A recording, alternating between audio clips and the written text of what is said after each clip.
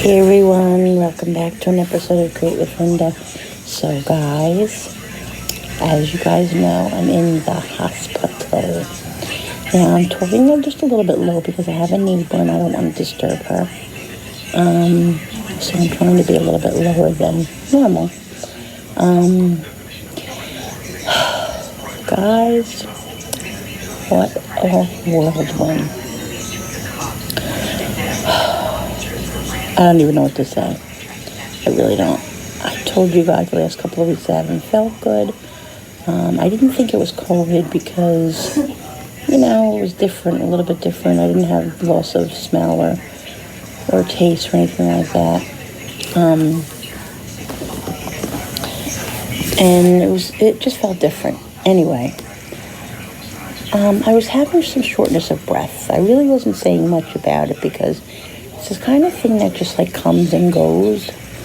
And so it really wasn't, anything that, it was scary, yeah. Like it was disturbing to me. And then it really got bad the last couple of days after Christmas. And anyway, yesterday morning I woke up and I just felt like there was an elephant sitting on my chest. And I just couldn't catch my breath. Just like last year when I went to the hospital with COVID. I just was like, no matter what I did, I couldn't, like if you're a little short of breath, you breathe in and you get that breath and you're like, oh, you feel better when you get able to breathe. Excuse me. I couldn't do it. I couldn't get it. And it was just really, really bad. And I'll tell you, so I was sitting there on the couch relaxing, trying to wait for it to subside because that's what I've been doing. It hasn't been that severe, but because we have a lot of steps that I walk up to go to my bedroom. So, if I go downstairs in the middle of the night to do what I gotta do, sometimes I get short of breath doing that. Anyway, when I got downstairs in the morning, I sat on the chair and I was just sitting there for a little while waiting for me to calm down and for me to catch my breath and all that. And a couple of times I got up to go do some things and the wind was just taken out of me and I just felt like I couldn't catch my breath. And I think then what happens is, just like last year, you get this panic comes over you that almost makes it worse. So anyway, to make a long story short, I says to my husband, we got to go somewhere. I don't know, urgent care. He's like, no, we're not going to urgent care. Going to the emergency room. I'm like, I'm not going to the emergency room again. He's like, yes, you are. So anyway, we start walking out my door, and I have like a sidewalk that goes down to like 3 steps that I have to walk down. Well, I got to the end of the sidewalk, which is maybe, I don't even know how many, it's like 2 seconds. I could not breathe. So I got to the car, which felt like I just walked 3 miles. And I was sitting in the car and I literally heard myself it was so scary. So I said to my husband, I need the ambulance. You gotta call the ambulance because I feel like I'm gonna pass out. I feel like I can't even catch my breath. I'm gonna die. I don't know. I just feel horrible. He's like, no, I'll get you there faster. I said, no, I want the ambulance because I am afraid. I need the ambulance now, thinking that when they hear somebody is having trouble breathing, they would come immediately. Well, it was about 7-8 minutes. Nobody showed up. The cops didn't even come. Normally the policemen come and then the ambulance, whatever. And there was nobody coming. So my daughter came out to the car and was talking to me and was all upset and everything. And she calls them and she says, yeah, my mom, can't breathe and it's been 10 minutes and nobody's here. So my husband is saying, come on, I'm just going to take you. And I'm like, no, I want to stay here. I'm scared because I felt like I needed oxygen or something at that moment. And I didn't think I could wait 10 minutes, guys. And that's how long it takes to get to the hospital. So finally we were waiting, and they said they're going to be there. I said, in front of my husband, you know what? Let's go. Let's go, because I can't, I'm a wreck now. So we got in the car, we speeded, we started going to the hospital. And about 5 minutes out, on the way to the highway entrance where we got on to go to the hospital, we see the ambulance coming the opposite way. Like, nonchalantly, da-da-da-da. They didn't even have sirens on. Then all of a sudden they put their sirens on. I mean, this is somebody who can't breathe, and you're guys, we just sped to the hospital, and we got to the hospital probably before he even got to the house. Let me tell you something. I get to the hospital, and this is my second experience now there. The first time when I went last year with the COVID, I walked myself into the hospital, and I couldn't even catch my breath. And I'll never forget the guy the security guy was telling me to put my purse up, to put my stuff on and everything. And I'm like, I can't breathe. Like, I couldn't even talk. Oh, you can't breathe? No, I can't breathe, buddy. Took me over to the desk and they got me in or whatever. This time we walk over through the thing, and I say to the guy, we're standing there again online, and I said to the guy, I said to my husband, I can't breathe. I can't freaking breathe. So the guy heard me, the security guy heard me, and he said, all right, just go. So I went up to the desk, and I'm sitting there hanging out. And finally the lady is like, oh, and they had somebody come over and put me in a wheelchair, give me oxygen right away. I mean, not just going through that whole experience in itself with being afraid of not being able to breathe, then having all those things go wrong. Like, you don't realize what a minute could do.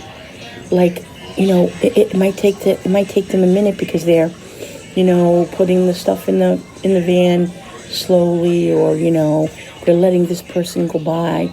Those minutes right there are minutes that can literally save people's lives. And I'm not saying that I was at that point. I was close. I wasn't at that point, but I felt like I was at that point. So it was really scary, guys. It was scary. And then, of course, going into the ER again without your significant other or any family, the whole spiel with that. So, so it was just an experience, guys. And COVID negative, thank God. So it wasn't COVID this time, but he said it's a lot of things. It's a residual effects of the COVID that was in my lungs with the pneumonia that I had, that gave me some kind of lung damage. Of course, my extra weight doesn't help me. And just a handful of things that is contributing, which is making the COVID, the whole situation in my lungs, worse for what it already is. So they said I could go home today. They said that respiratory was going to come up. Not respiratory. Pulmonary. Come up and check me out. I saw the doctor this morning. He said, as long as pulmonary says you're okay, they have to do some sort of a test with you. And as long as they say you're okay, then you can go home. So here I am waiting all day. What was really good, guys, was this time we were allowed visitors. So my husband was able to come. So he came at like 12:30, thinking that I was going home like 2-3 o'clock, No, that didn't happen because pulmonary never came. And then the doctor called me because I asked the nurse, what is going on? Like, here I am waiting to go home and nobody's even here. Like, what is going on? So the phone rings here, my room phone. I pick it up and it's the doctor. He's like, hi, Linda, listen. He goes, how do you feel? And I said, I feel good. My oxygen level is okay. I haven't had oxygen for most of the day on. I was able to take it off and I was fine.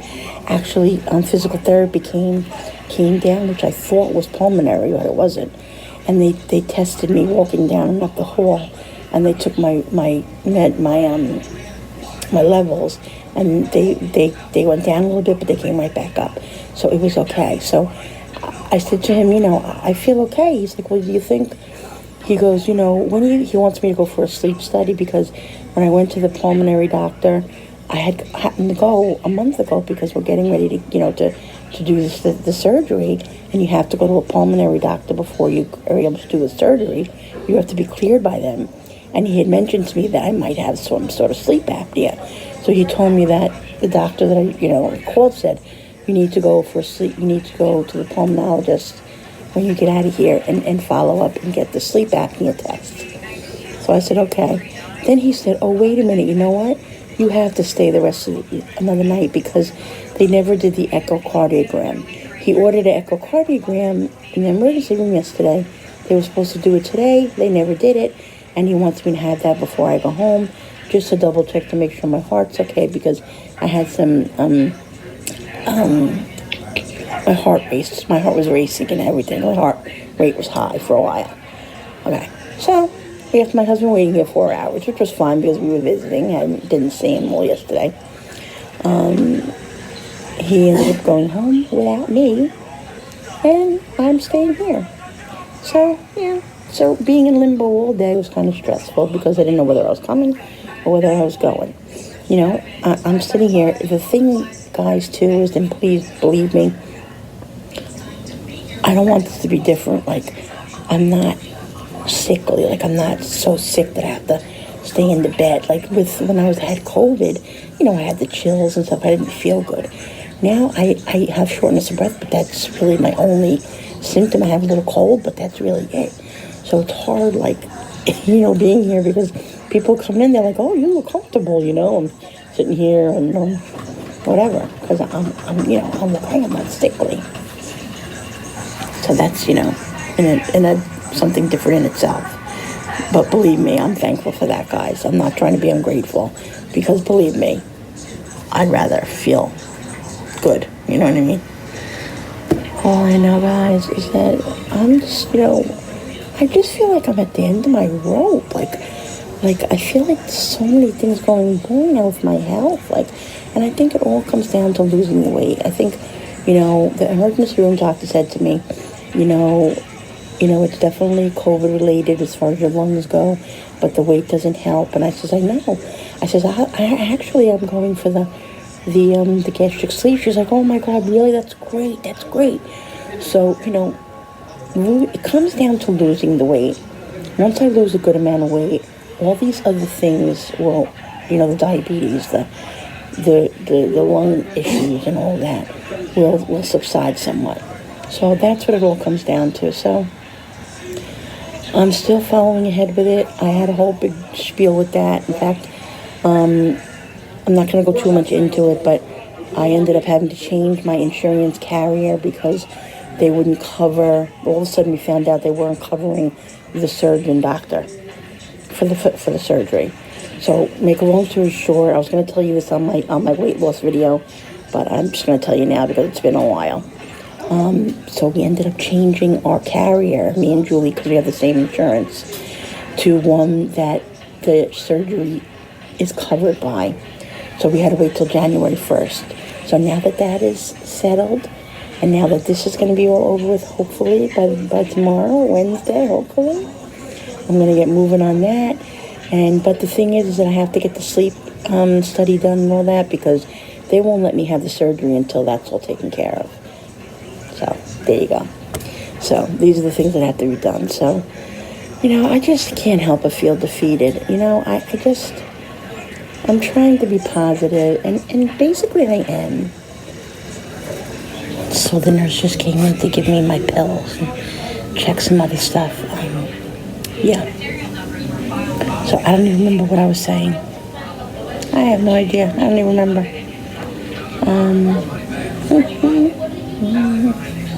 I don't know.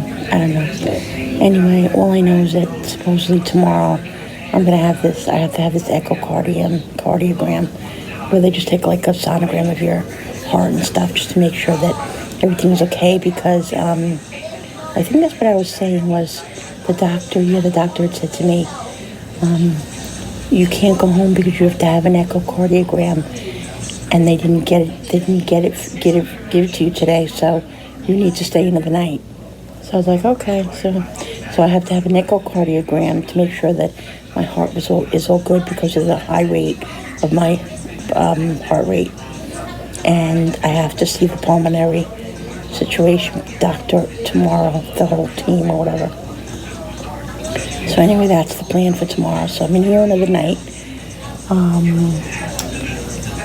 The food here is pretty good. Like I told you guys the last time, I was here a year and a half ago. Not even a year and a half ago. A year and a month.